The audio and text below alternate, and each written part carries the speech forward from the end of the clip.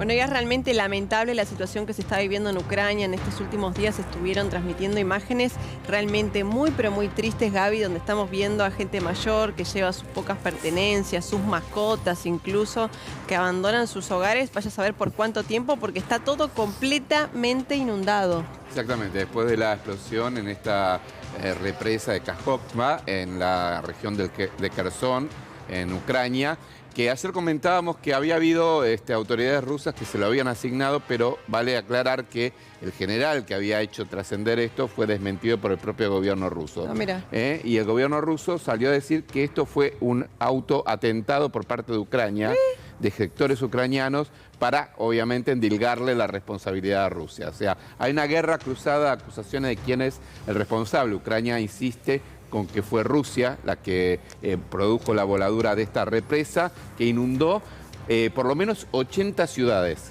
80 ciudades son las afectadas. A lo largo de todo este sector del río Dnipro hay que decir que hay vivían en realidad antes de que comience la guerra alrededor de 100.000 personas. Hoy son menos porque mucha gente migró hacia el oeste ucraniano. Pero, bueno, son miles y miles los evacuados. Gente que perdió absolutamente todo, todo. ¿Y hace cuánto que empezó esta guerra ya? Y 1 año y 4 meses, porque empezó el 24 de febrero del 2022. Es interminable. Es que... Y se le van armando Ucrania. Y aparte todo sigue siendo por el ingreso a la OTAN. Sí, bueno, ese fue el disparador que argumentó Rusia, ¿no? Y aparte el hecho de que eso significaba para Rusia tener a la OTAN del otro lado de la frontera, ¿no?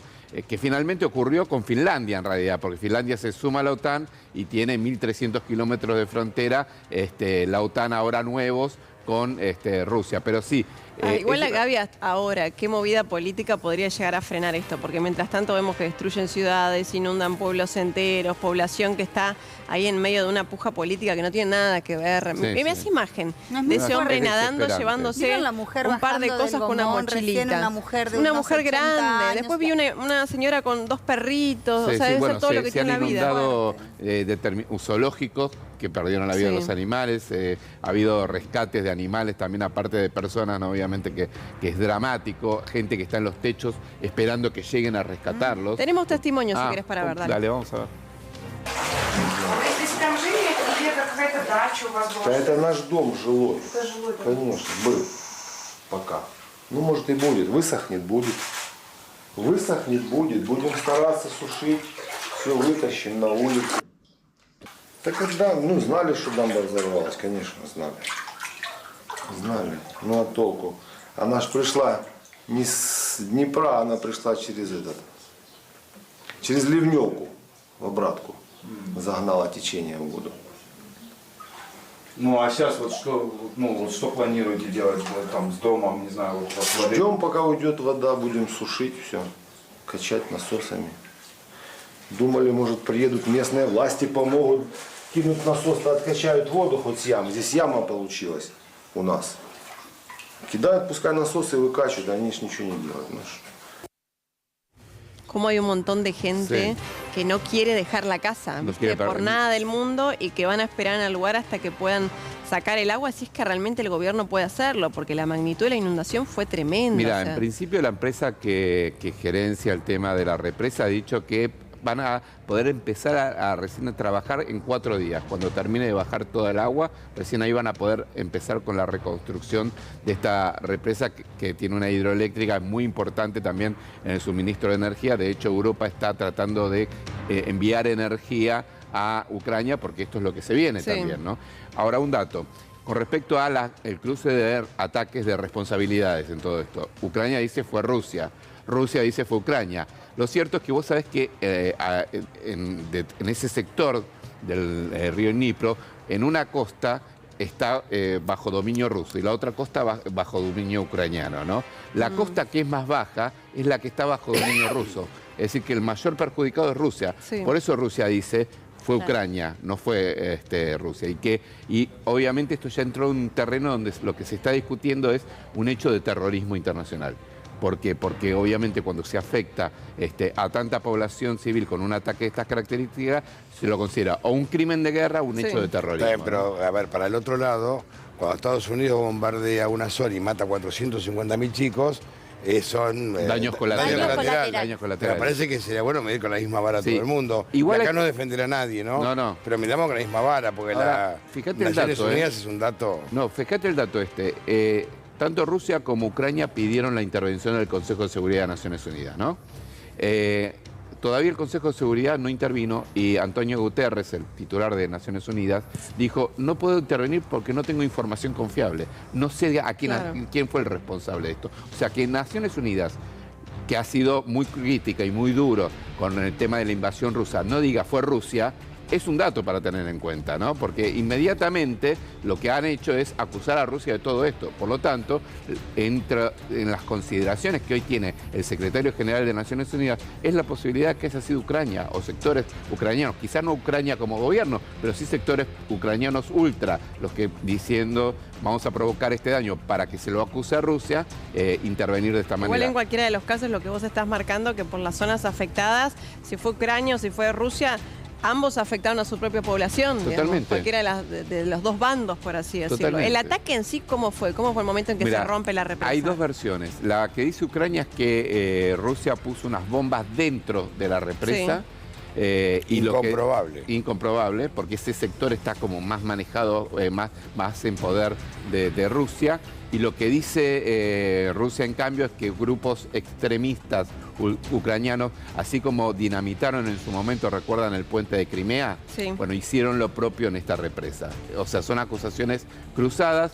Que van a ser muy difíciles de comprobar porque encima ocurrió de madrugada la explosión.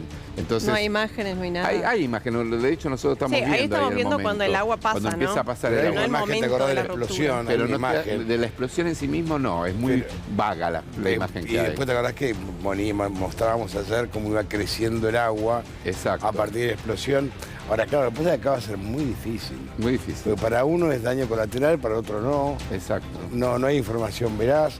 Los medios occidentales están como, véndanle más armas a Ucrania. Totalmente. Es Y muy complejo. Es muy esto. complejo, intervienen, todos meten su mano acá, Todos. ¿no? Obviamente las potencias han generado también una industria de venta de armamentos y de provisión de armamentos Ucrania infernal durante esta guerra.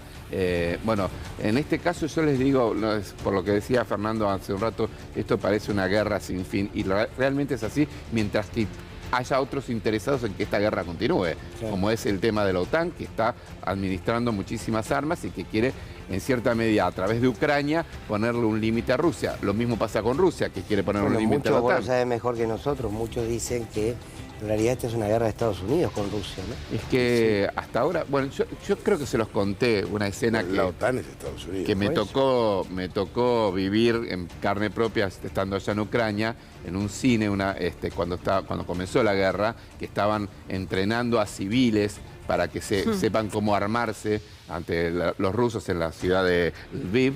Y ahí en un momento me topo con un tipo vestido de militar, empecé a hablar, era norteamericano, y él me dice que él era un ex marín y me sonríe irónicamente, todo en inglés, me sonríe irónicamente y dice, bueno, nosotros nunca somos ex, me dice. Claro. Y él que estaba haciendo ahí, estaba entrenando civiles.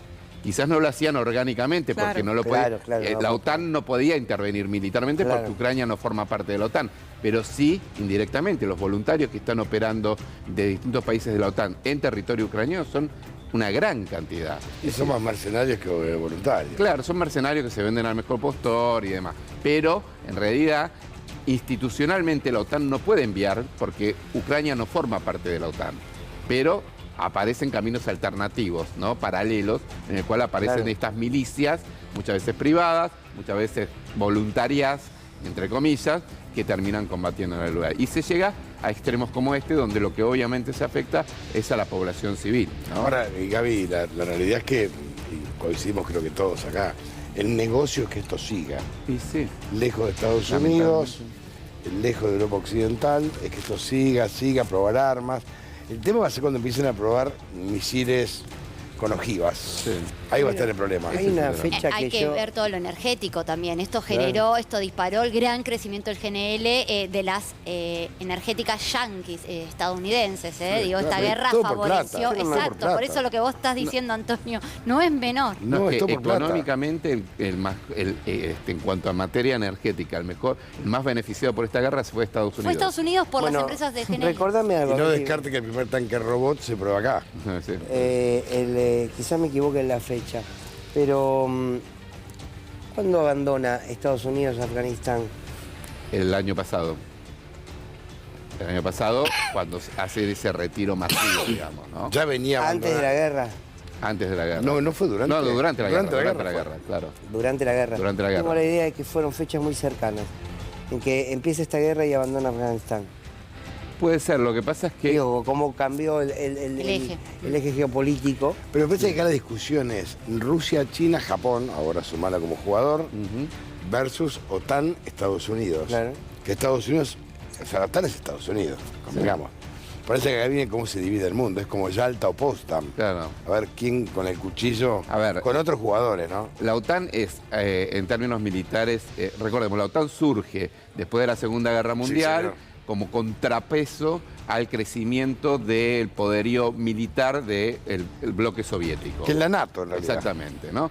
¿Qué pasa? Cuando se cae el muro de Berlín, se llega a un acuerdo con el cual la OTAN supuestamente no podía seguir creciendo hacia el este de Europa, porque, bueno, había una cuestión de mayor sintonía, si se quiere, y menos conflicto. Bueno, no pasó eso. Después de que se cayó el muro de Berlín, la OTAN sumó países a su conformación y fue avanzando hacia el este, y bueno, y el colmo llegó cuando Ucrania intentó sumarse a la OTAN, ¿no? Tenemos que hacer